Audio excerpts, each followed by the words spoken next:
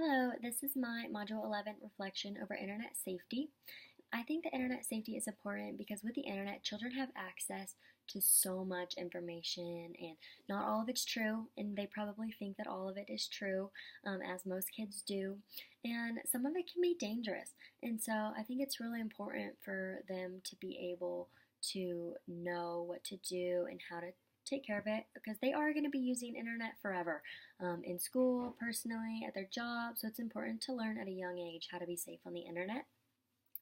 As an educator, to teach internet safety, I definitely think it's a parent's job and an educator's job. All students are going to use internet in school, so they need to know how to appropriately use it. And so I definitely think that teachers need to be able to teach it and know how to teach them that. And in my own classroom, I think that I'll make sure to tell them first off the good websites to use, like .gov and .edu, that those are the most reliable, and so those are really important. And I'll also just make sure that they know that there's no tolerance for cheating and plagiarism. If you start off with that, like they know the consequences, and so I'll definitely teach internet safety in that way.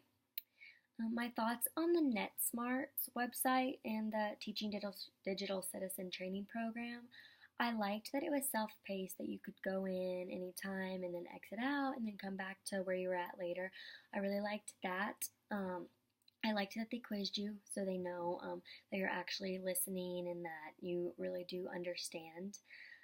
I thought that it was a little boring, with the lady just talking and words popping up on the screen, but there were no graphics and no illustrations, and it wasn't really interactive or fun to listen to.